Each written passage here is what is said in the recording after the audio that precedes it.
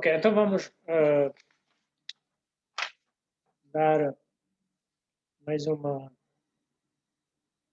minutos para este caso de as pessoas serem acusadas e condenadas inocentemente. Qual seria a expressão? Uma pessoa ser condenada, mas sendo inocente. O que é que está a falhar aqui? Está a falhar aqui o processo da acusação e o processo de investigação para sustentar a acusação. Um acusador não pode dizer que tem sucesso porque acusou. Um acusador pode dizer que teve sucesso porque identificou todas as provas para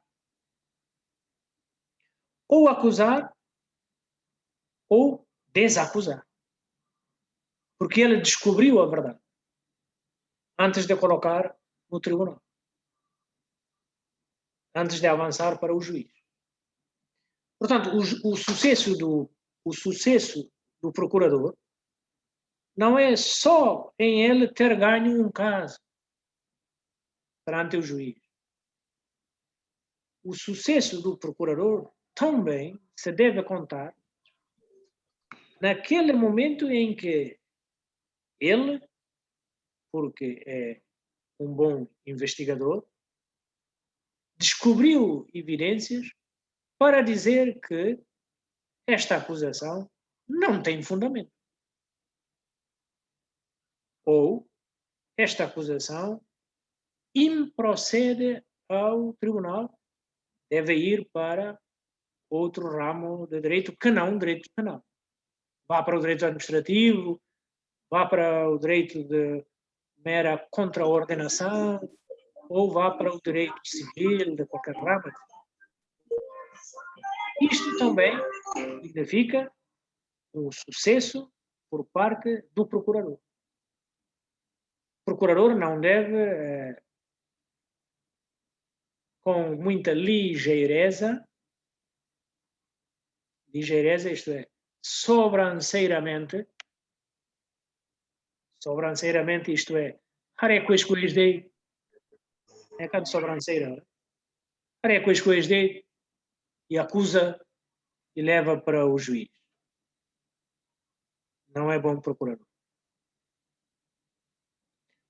Um procurador tem que acusar, mas sustentar de forma lógica, com todas as provas suficientes, a sua acusação. Ele está a investigar um caso, a certa altura diz, com essas evidências, eu remeto para o direito administrativo. Não vai para o direito penal. É um sucesso de um bom procurador. Portanto, ele tem que investigar bem. Tem que ter capacidade de raciocínio lógico, jurídico. Não é acusar com ligeireza. Acusar com ligeireza não é essa. Mata que não vai. Maharé. Ali falta de profissionalismo. Ok? Portanto, é sucesso para o investigador descobrir todas as evidências de relevo para ajudar a decisão. Se deve canalizar para corredor do direito penal ou se deve canalizar para o corredor do direito administrativo ou o corredor do direito de mera contraordenação ou para o corredor do direito civil ou qualquer ramo do direito civil. Portanto, ele tem que dominar. Assim, evitamos perder tempo ao Estado, perder energias ao Estado, e assim evitamos pôr na prisão pessoas inocentes.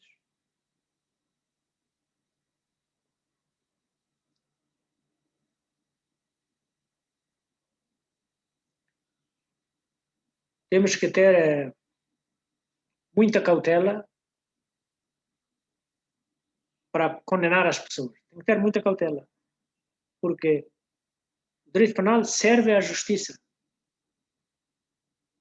Então, nós não vamos colocar na prisão uma pessoa inocente, apenas porque investigamos mal, apenas porque servimos mal das provas, apenas porque não penetramos no pensamento investigativo, apenas porque olhamos para o caso de forma ligeira, sobranceira, superficial. Não pode. Tem que estudar muito bem. E nós vamos entender lá para frente, vamos usar muitas ilustrações, muitos exemplos para vocês verem a diferença. Por que é que não se pode confundir duas coisas diferentes, mesmo que na parte exterior parecem iguais? Cuidado. Você está a tocar na dignidade da pessoa humana. Mandar alguém para 10 anos de prisão, mandar alguém para 5 anos de prisão, ou pagar multa, etc, etc. Você está a tocar na dignidade da pessoa humana. Então, a sua decisão tem que ser uma decisão de certezas. Não é uma decisão de mais ou menos. Quase. Não pode. Por quê? Porque está a afetar a dignidade da pessoa humana. Vocês têm que ver uma coisa. Há uma cultura emergente em Timor. Isto é, qualquer coisa que as pessoas estão a praticar com regularidade, sobretudo no mundo dos jornais. Os jornais gostam muito das acusações. Os jornais gostam muito das acusações. Então vão pegar nas acusações e propagam as acusações. Anunciam as acusações. Divulgam as acusações. Mas nunca vão atrás das defesas. Para haver justiça, e por causa do princípio do contraditório, os jornais deviam apresentar, fazer cobertura, divulgar as acusações, que abriu uma curiosidade da comunidade, mas também agora tem que ir atrás do processo da investigação e da defesa e informar a sociedade, para a sociedade acompanhar o caso de forma equilibrada. Você cobre a acusação, revela a acusação. Vai cobrir a defesa e revela a defesa. Assim está a educar a nossa sociedade. A nossa sociedade está a seguir o princípio contraditório. O princípio do controle. Ouve ambas as partes. E assim a sociedade poderá compreender melhor a decisão final do juiz. Assim a sociedade em geral vai poder ver a lógica, a razão de ser, a verticalidade, a justeza, não é? Da decisão final do juiz. Isto é que é educar a sociedade. Isto é que é o jornalismo responsável. O jornalismo não pode ir só fazer a acusação e publicar a acusação. Deixou por aí. Não pode. Ou não cobre nenhuma fase, ou se começar a cobrir, tem que cobrir a totalidade. E o processo. Para educar a sociedade. A nossa sociedade precisa de conhecer o direito. Precisa de acompanhar a prática nos tribunais. E isso eles fazem, conseguem, porque o jornalismo ajuda. Então o jornalismo tem um papel altamente digno, muito prestável, pode ajudar. Os jornalistas podem ajudar muito a nossa sociedade.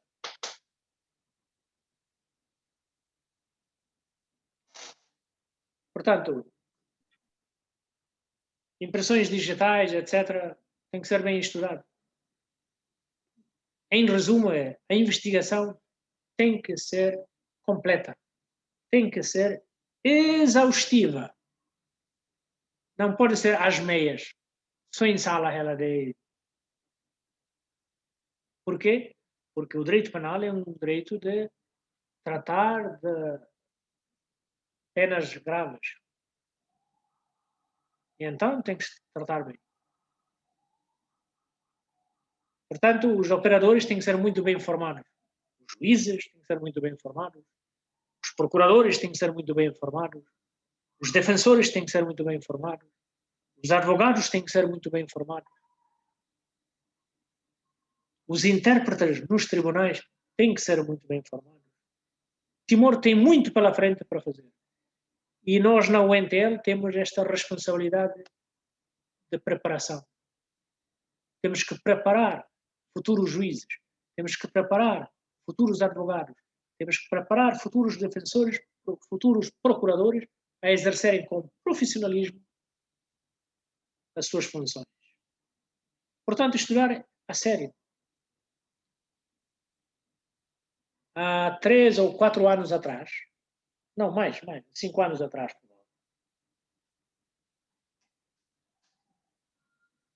o Tribunal Internacional Penal, sediado em Haia, na cidade de Haia, na Holanda, o nome holandês é Den Haag.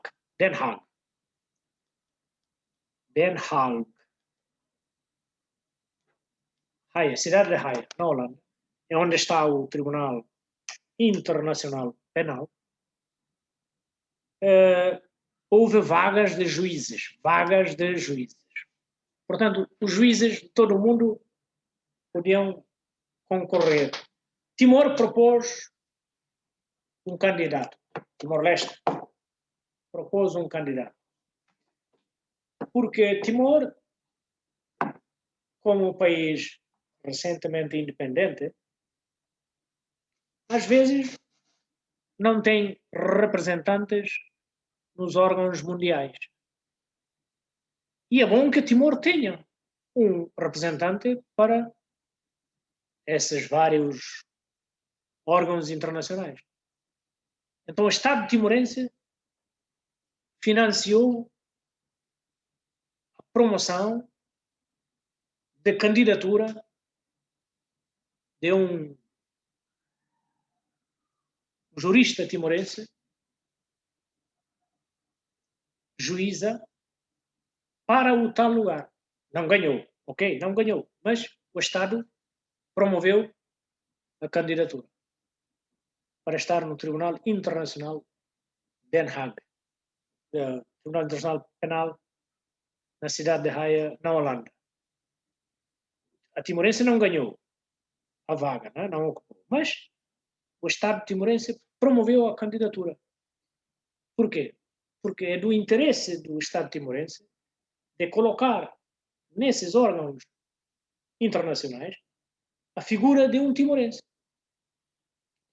Mas isto é uma chamada de atenção para todos nós para estudarmos profundamente os nossos respectivos ramos de saber, de estudo. Para quê? Para podermos concorrer e marcar a presença de Timor-Leste nos variedíssimos órgãos internacionais. Os nossos colegas, os países irmãos da CPLP, produzem muitos quadros para concorrer aos órgãos internacionais. No Banco de Desenvolvimento para o continente africano, durante vários anos, estava lá o seu diretor, um guineense.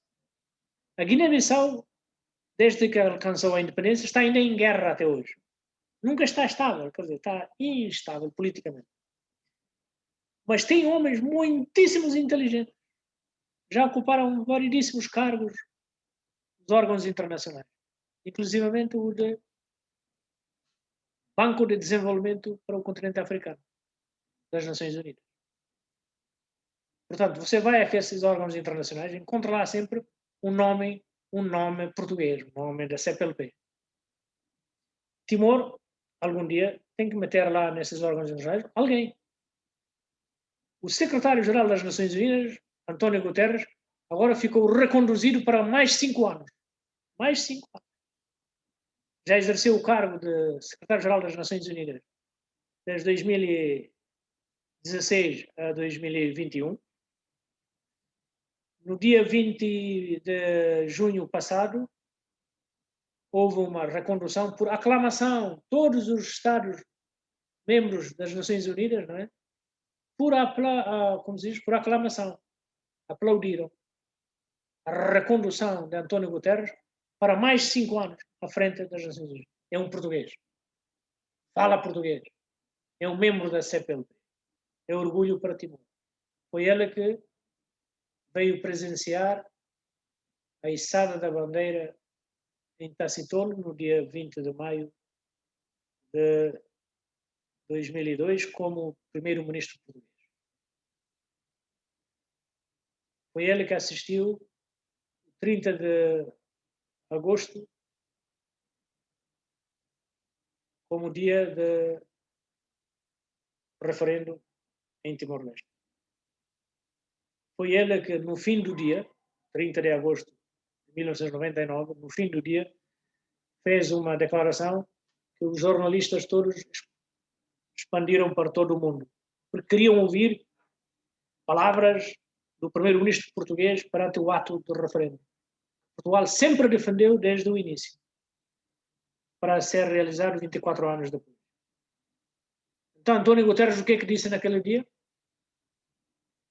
António Guterres disse, falou em 3 línguas. Para Timor-Leste, Portugal não tem limites. Depois disse em inglês, for East Timor, Portugal has no limits. Depois disse em francês, pour Timor, Portugal n'a pas la limitation. Estas foram as palavras ditas pelo António Guterres no dia 30 de agosto de 1999. Sempre para os timorenses, agora somos pobres, somos queimados e vamos ser queimados ou torturados ou qualquer coisa, mas vamos ter um país que nos vai apoiar. Diz, for East Timor, we have no limits. Para Timor-Leste, Portugal não tem limites.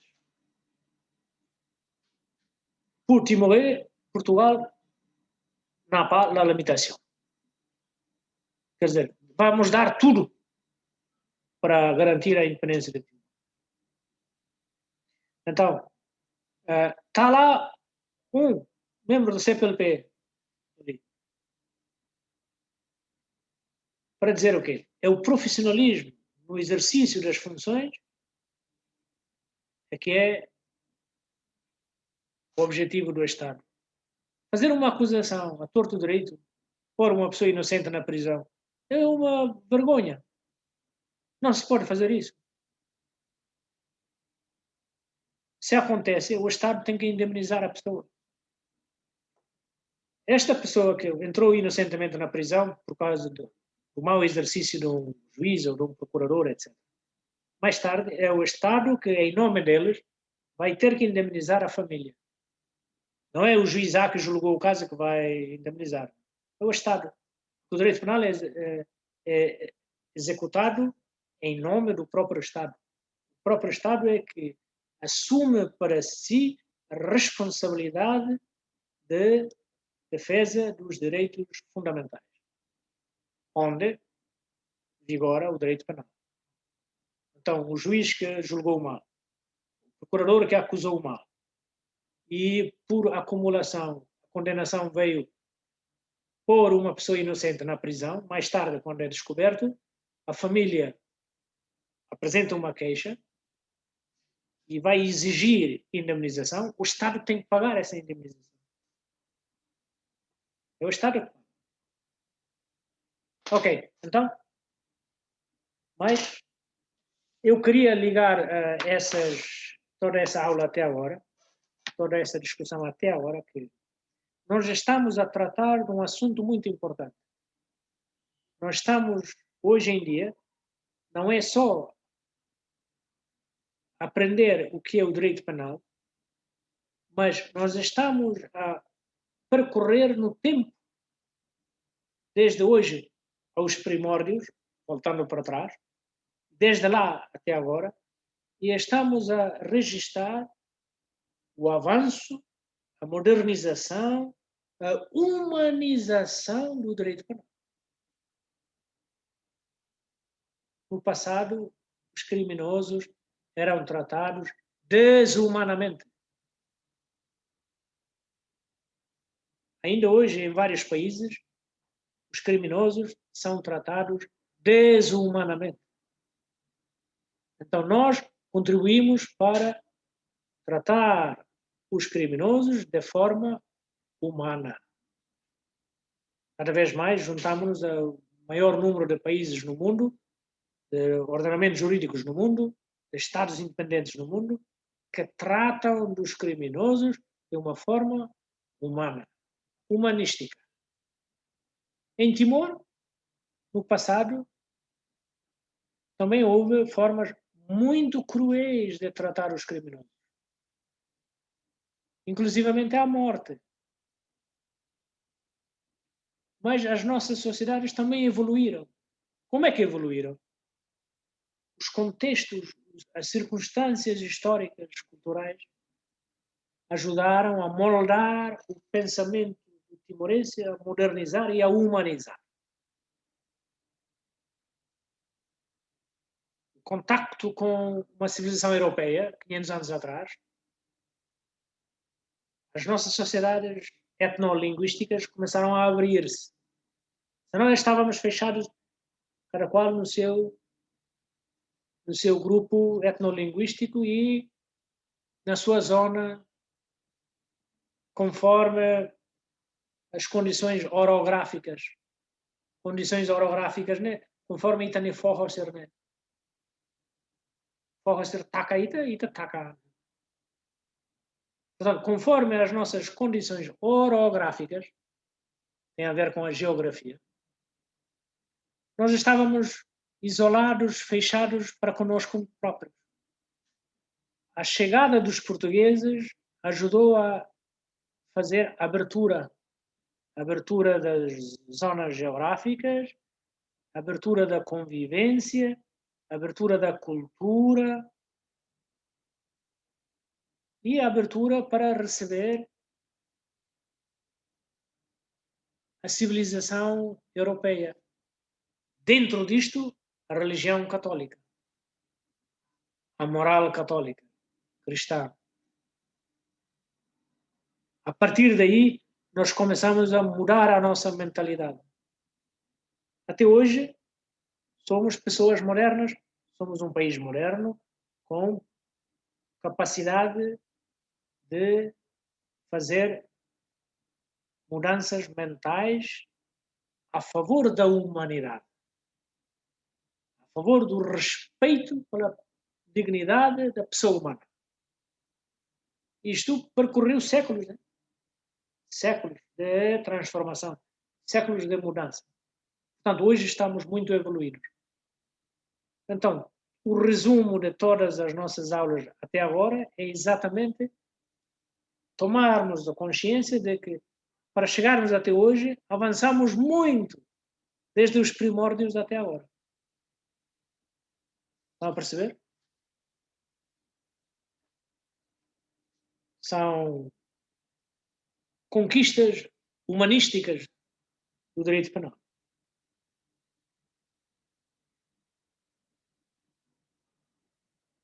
Ok, então, eu queria, não sei se foi a essa turma que eu expliquei a questão da ciência global do direito penal.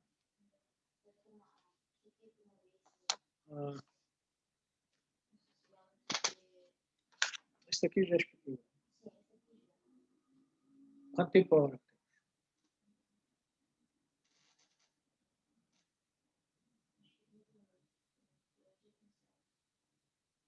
20 minutos. Ok, agora vamos avançar. Você tem que colocar isto no ecrã. Eles têm. Consegue colocar. Nós vamos agora conhecer uma figura aqui que vocês provavelmente já receberam, mas que eu queria começar a explicar.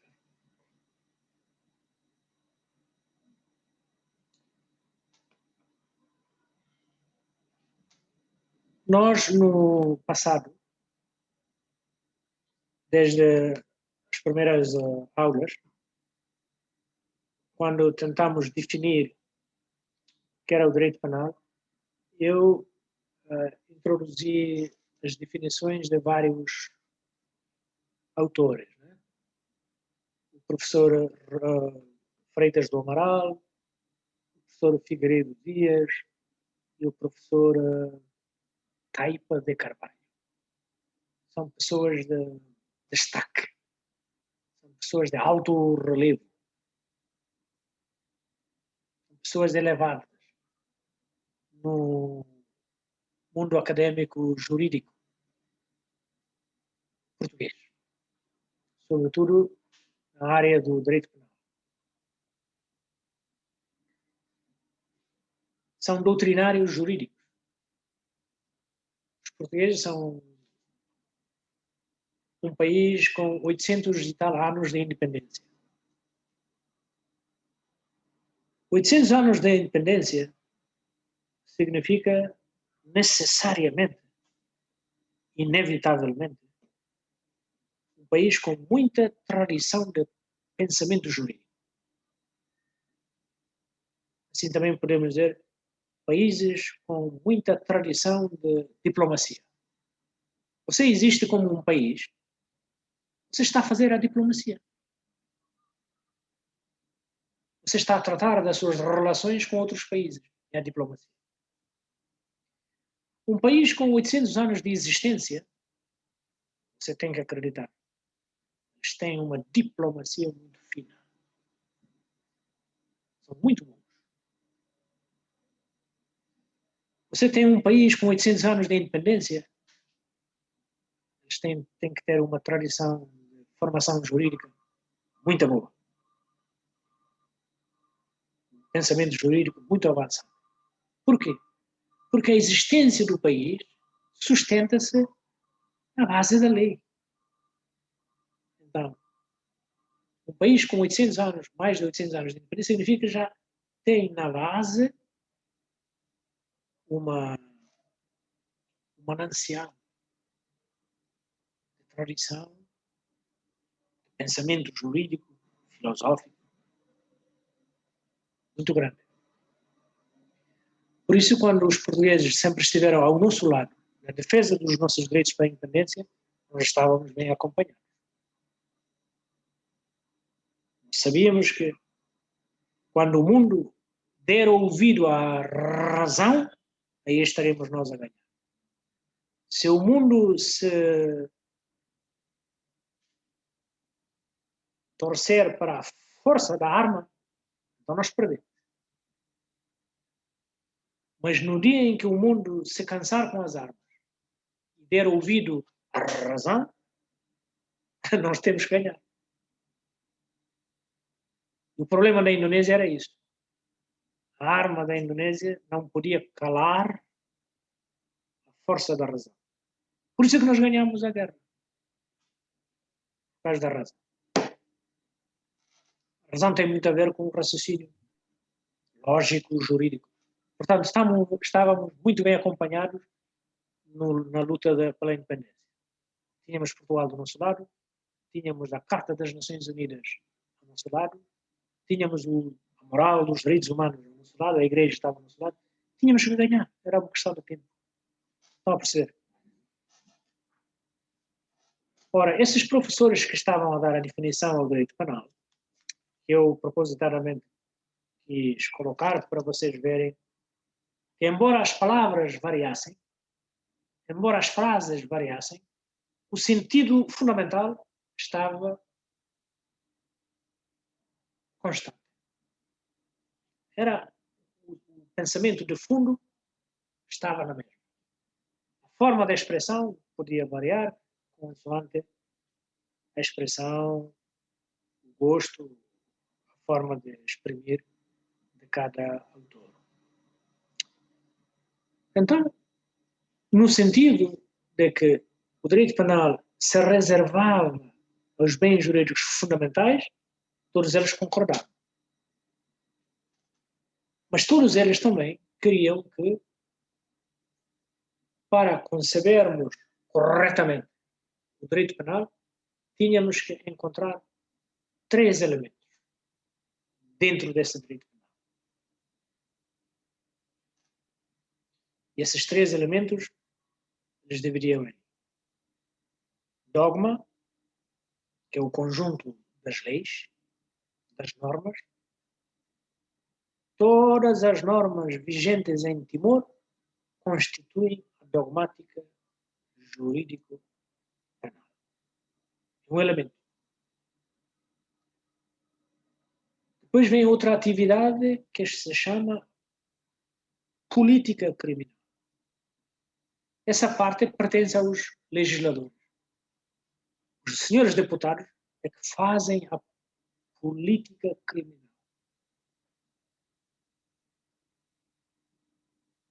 Eles depois autorizam o governo a fazer uma parte deles.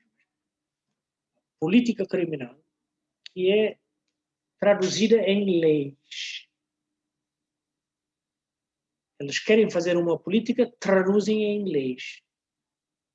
Quem faz as leis? O Parlamento Nacional. Às vezes autoriza o governo a fazer uma parte dela, pequena.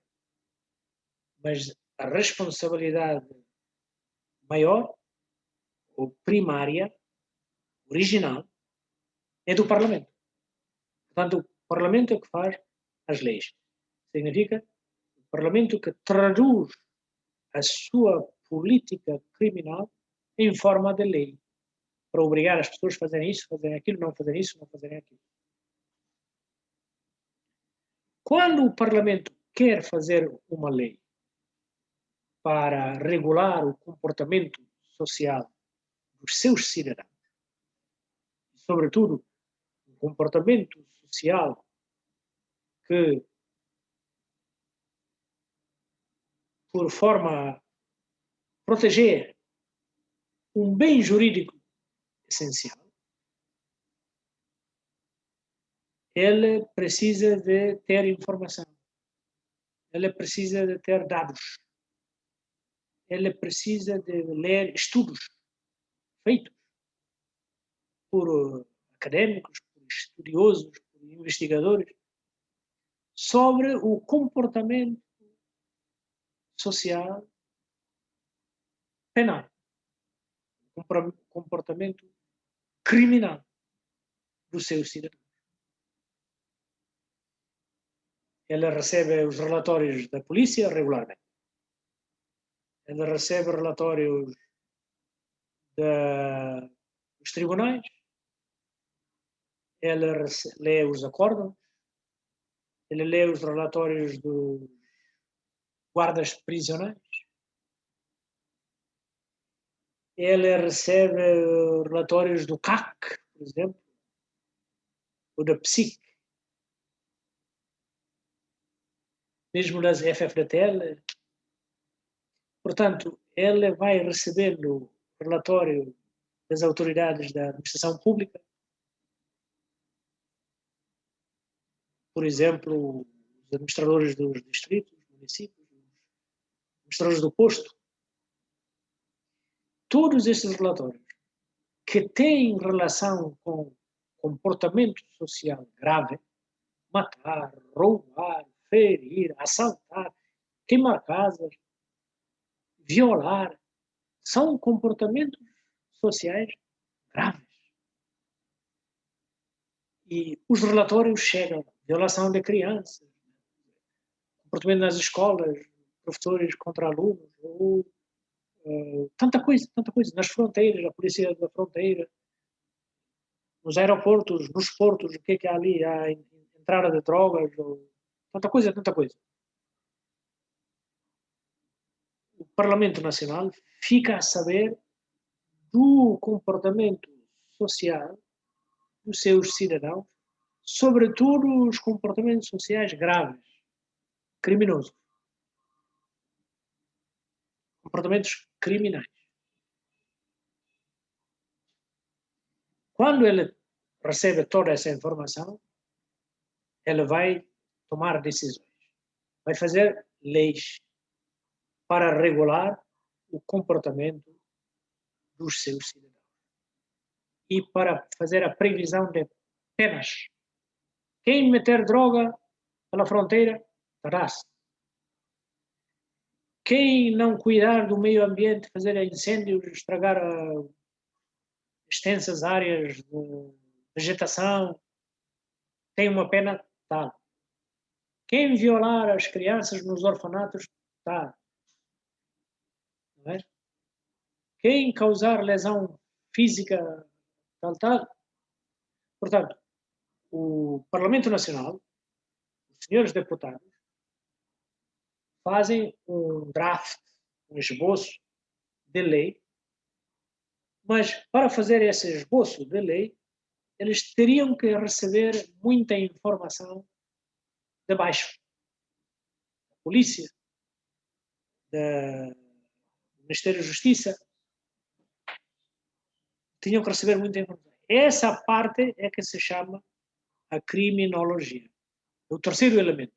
Então, temos o conjunto das normas vigentes no país, doutrina, dogma, os princípios universais, a ciência jurídica, jurisprudência, a academia, tudo isto faz aquela parte dogmática, jurídico-penal. E depois vem a atividade dos parlamentares de fazer leis para regular o comportamento social dos cidadãos. É o segundo elemento. O terceiro elemento é aquele que vai buscar dados para fornecer aos parlamentares. Investigadores académicos, polícia, psique, aeroporto, porto, autoridades prisionais, os tribunais, a inteligência, os administradores dos distritos, dos municípios, dos postos administrativos, todos eles, os chefes da aldeia, do suco, etc.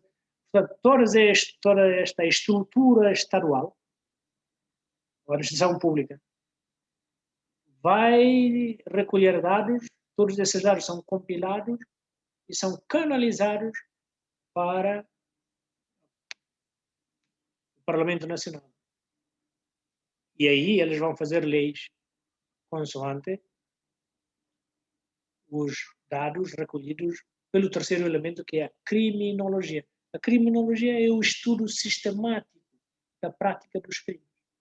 A criminologia é um estudo sistemático sobre o comportamento criminal de uma sociedade. E depois fornece aos parlamentares os resultados. Os parlamentares vão produzir leis. E essas leis, quando entram em vigor, já fazem parte da dogmática jurídico-penal. Portanto, quando estudamos o direito penal, estamos a estudar três componentes. O conjunto das leis em vigor, a atividade, a dinâmica da produção de leis e aqueles que estudam no terreno, recolhem os dados, fazem as estatísticas para